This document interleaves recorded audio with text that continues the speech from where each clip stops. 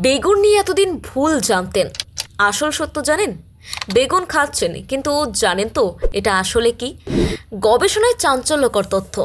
বিজ্ঞান যা বলছে তা শুনলে বেগুন খাওয়ার আগে দুবার ভাববেন। জানেন কেন? জানুন। বেগুন নিয়ে এতদিন যা জানতেন সবটাই ভুল। অবাক হচ্ছেন? সত্যিটা জানলে আরও চমকে যাবেন। আমরা সবাই বেগুনকে সবজি বলেই চিনি, কিন্তু বিজ্ঞান বলছে এটি আসলে ফল। কারণ এটি ফুল থেকে জন্মায় এবং এর ভেতরে বীজ থাকে। তাই আপনার প্লেটের বেগুন ভাজা বা বেগুনের ভর্তা আসলে ফলের একটি পদ।